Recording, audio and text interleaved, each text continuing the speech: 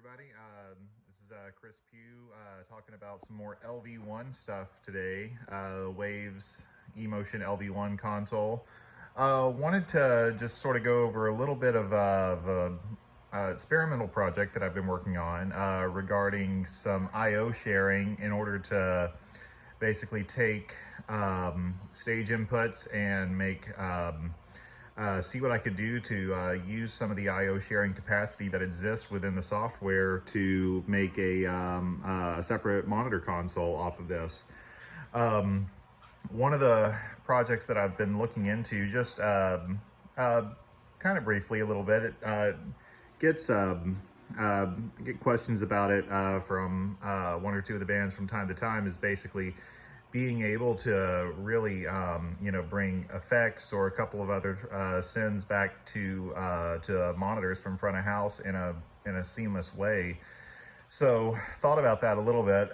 If you've watched some of my other things, one thing to note is that especially with these front of house files, I do take the approach of manual alignment even on LV1, and that has to do with the fact that I utilize external gear as far as inserts and effects. So I use a full analog signal path chain on the lead vocal, and I also use a universal audio live rack for a little bit of dynamics processing and some reverb effects. So that said, doing that manual alignment is pretty much the only way that I have reasonable assurance in order to know that everything is going to leave the console at the same time.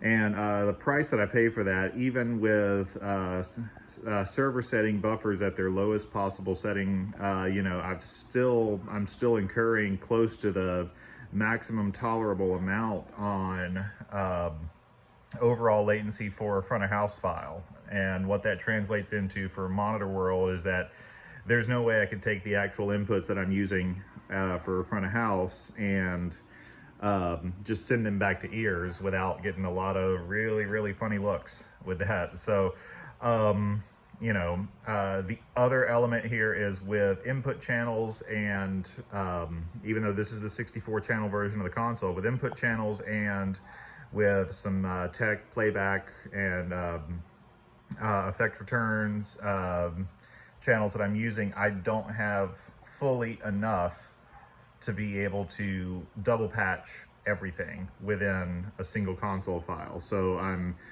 I just went through a little bit of inventory stuff that I have, and wanted to and tried some I/O sharing, and things look really good. For starters, it's a pretty cool process, and I'll just kind of sort of show you a little bit about what I did here.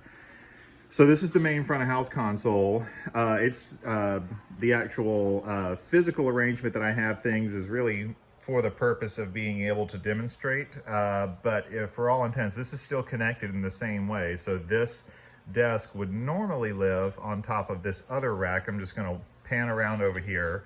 So this is the rack that has the analog signal chain for some groups, full analog path on the guitar group, full analog path on the lead vocal chain, and then a Neve MVP strapped across the final two bus there.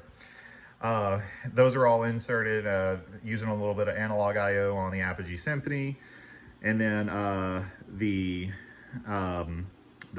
external digital process is right below a direct out SG MADI, and that's the live rack, and I'm using a optical MADI port on the SG MADI in order to actually get my I/O from there. So that's still connected in the same way. Feel free to go back and look at some of the other videos in order to sort of get a little bit more detailed description of what's going on there. But so looking at this main front of house file, this is what it would typically look like. So the way I try to organize things, I keep stage racks and rack A I/O devices. Anything at front of house, I keep it in rack B for I/O devices, and then servers and any control devices. So what we're looking at here, anything, this little icon here, the little one that's highlighted in sort of a turquoise color, that's the I/O sharing. So basically what I'm looking to share are the actual stage inputs from both of these I/O boxes that are physical input and output devices. Something else to note here, because I'm looking to dial in some test mixes here, I also want to share the I/O on my playback machine, which is this number 2 Rack B device. And I'm also sharing some I/O here on that SG Matty. So primarily for front of house purposes, I am using that optical port, like I mentioned, for the universal audio device. However, I do have that device shared, and I'll come back to that in just a little bit when I talk about how some of these things are tossed back and forth as far as streams that go from one console to another. So that's what that looks like, and it's just using the single Extreme Server C that is right here. It's mounted in the front of house mixing chassis.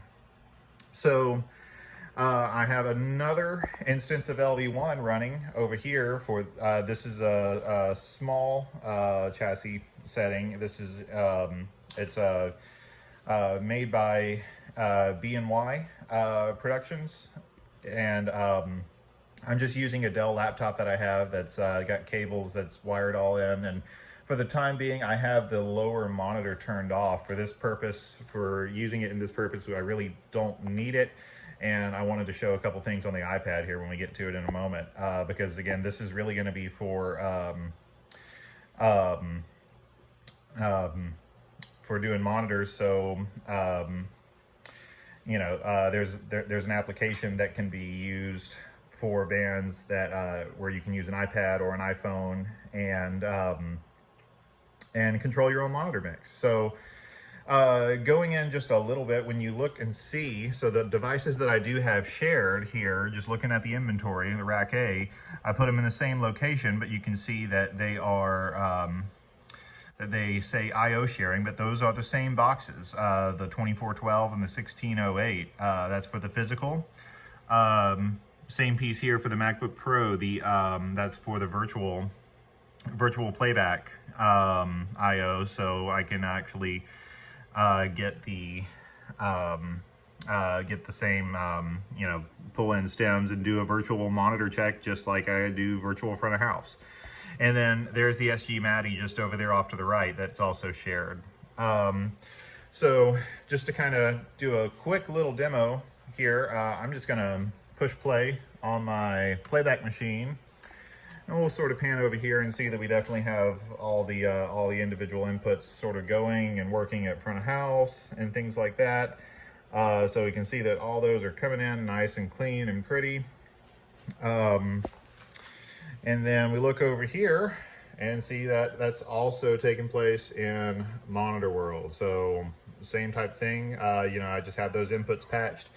For this purpose, I'm just using the basic onboard channel strips, not trying to customize with any,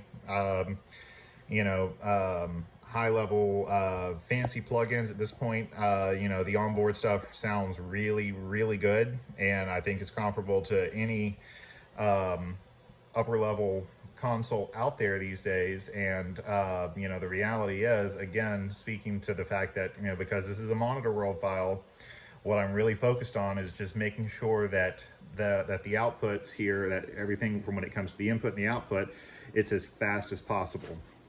So that's what I really, really want to just try to maintain, and not try to load it down with a lot of stuff that could potentially clog that up. So one of the pieces, again, going back to bringing back effects and then maybe some regular playback at a low level, one of the things I really wanted to try to achieve is to do that. So quick note before I go into the details of how that was accomplished.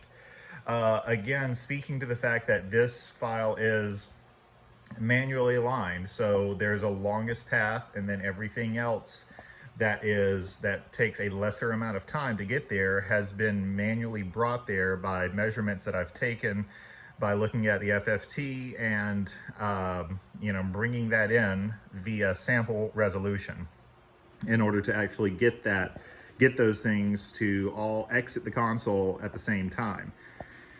So that said, something to note when bringing effects into a monitor console that is basically just straight inputs from stock processing versus units that are going to be um, passing through those effects engines at a later time. It's important to notate this just because if you saturate the returns, which I'll bring that up here in a moment as to show you where those are and how they come back into the ears. If you do saturate them too much, it could potentially knock something out of phase. It could do that. So you do have to actually bring in those effects returns with a little bit of care and consideration, just knowing the fact that they are derived from a dry source that is not in time with what's going on here. So because many of them are reverbs and or delays, they're going to have an additional time component anyway. Most of those have pre-delay, and all those are set per best sonic choices for the front of house position. However, again, it's just a matter of what I'm trying to do and experiment with at this point is sort of determining how much of that you can bring in to be able to get the desired result, but at the same time not knock the whole mix out of phase, because you're now bringing in a time component that exists. So just something to keep in mind when you're looking at this. So one of the things, because IO sharing by default, really what it's meant to do is just take inputs and inputs from stage boxes or a virtual playback machine in this case, and basically spit them out in two different locations. One of the things I had to figure out was so on the effects, obviously I wanted them to be post fader from the pushes that I'm doing at front of house. So I've had to basically figure out different patch points, and that's where one of the other MADI ports on this SG MADI comes in really handy. As I mentioned before, and have mentioned in a couple of other videos, I'm using the optical port on that for the universal audio device, and I'm using that only in this application. I did order the unit with two different SFP cards, so the other one is just a regular coax MADI port. So what I did was actually take a short BNC cable, and I'll actually pan over here to show you the exact connection, because I do keep a patch point on the back of this rack, and just literally connected the out to the in. And by doing that, what I now have the option to do is actually send post-fade levels. I'm just going to go in here real quick and show you that these are actually into the MADI, going out of the MADI ports. So I have the option to send post-fade levels of these sources down that line, and then it hits the input. Again, that device is shared, and we do have it here on the monitor console, and those can just come back into regular channels, and here they are. So you can see some effects coming back in right there, not necessarily all effects. In total on this particular file, I'm running I have a maximum count of 13 multi-effects. Let's go through here real quick. So we have a snare verb, a tom verb, those are typically longer, saxophone verb, short delay, long delay, lead vocal verb, gated verb, which is typically sort of across the drum kit, that's the non-linear effect, lead vocal doubler, so it's kind of a pitch thing, acoustic guitar doubler, it's kind of set to like a chorus thing, flanger, snare delay for some wild effects, saxophone delay, and background vocal verb. So there's 13 total stereo multi-effects going on there, and they all have points to potentially return back, and they're all going to come up post-fader. So something else that I do have set up for in the same MADI stream is also an option for, so right now there's actually a song playing, but let's just, I'll just stop that for a moment and have those kind of rest back at zero. When I'm just doing normal canned playback music, that's set up on another stereo return over here. So that way, you know, that's another area where things can be brought in, and, you know, musicians can decide if they want to have that as basically a point of reference for when I'm going to pull that down to start the show. Or, you know, for the most part, people can typically hear it or feel it off of front of house, but that option is there. There's another, directly to the left of that is a talkback input. Same method. I'm just using the talk bus on the front of house file to basically spit that out directly to a MADI stream, and then that goes here, and then is patched at the to another input on this console labeled front of house talkback. And then because we bridge the input and the output, so at this point in time that stream is bi-directional. So in the same way that I can send post-fade, pre-fade, whatever fade sources from this console to that console in the exact same way, I'm just going to start the playback again and show that, again, yes, we do have signal happening over here. So this is some playback happening in the monitor console. And then just pan over here real quick back to the front of house, because we do have, obviously I have these monitor outputs set as physical patch points on the stage box, because that would be the logical location as to where we actually plug them in. In addition to that, I have them double patched to another set of, so in this case, we've got 6 main monitor mixes, 6 stereo monitor mixes going here. In the same way, I have those patched, double patched to MADI sends coming back the other way. So that way I can basically bring in channels over here in a custom layer off of my front of house file, and at least be able to see and queue up what's going on in those monitor mixes from front of house while I'm not necessarily by that console. If I was primarily at the front of house position, I can actually pick those up, listen to them. So if there's a problem or something like that, if someone's having a hard time, I can at least, from this surface itself, I can't really physically do anything about it from here, but I can at bare minimum very quickly pick one of these up, queue it up, and listen to it, and be able to determine, okay, this is the fix that needs to be made.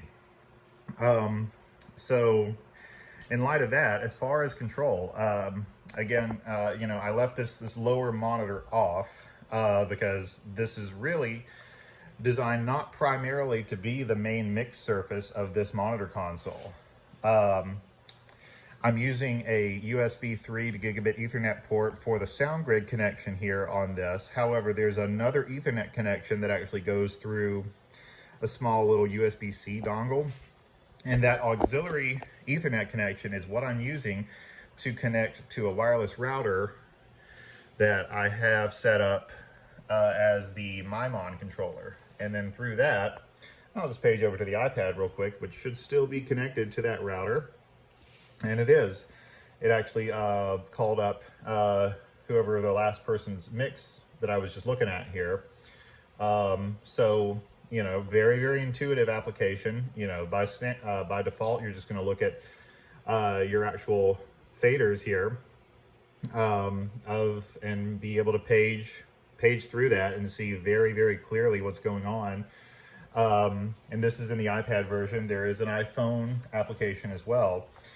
For a little, once you've kind of got a general blend, what I do have, I've set up some basic link groups, which kind of have an overall handle, which maybe this is where someone would live during a show. In this particular case, I've set up some link groups, which is basically, the first one is the band, and then all other vocals that are not whoever's mix this is, and then a single handle on their instrument and a single handle on their vocal. That's just sort of a starting place.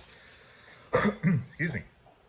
So that could be one method of its use, and then an overall mix EQ right here.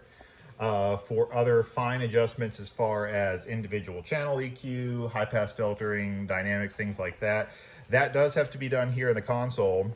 So one of the things I'm trying to do in this test environment is basically try to get that stuff in as good of a ballpark as possible. So hopefully maybe at some point in time, we want to test this out.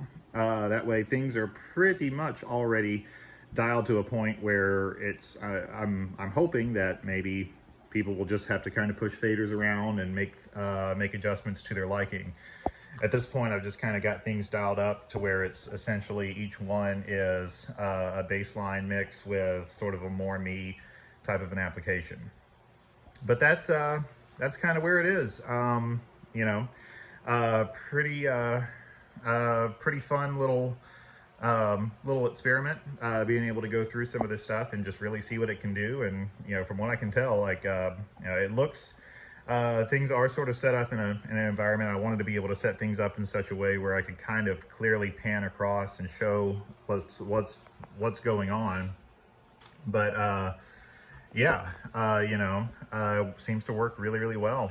And so that's kind of where it is. I'll keep working on some stuff, and maybe come back a little bit later and just sort of see if there's anything else, any questions anyone has about IO sharing. I'd be happy to kind of help out and answer and stuff like that. I was able to pull some of the support groups on LV1 and also talk through support on especially that portion as far as getting stems from one console to another and how I was going to be able to do that.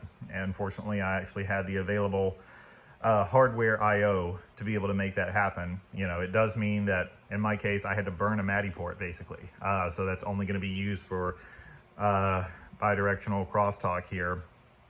And that's okay, because as far as all the rest of the transport in the system for IO, it's, you know, it's, I can do all of that via sound grid patching. And that's how all that stuff works. So I don't necessarily have to have that other coaxial copper MADI port available for anything else. But hope this is helpful and maybe provides a little bit of insight. If anyone's got any questions, let me know, and hope everyone's doing well. Cheers.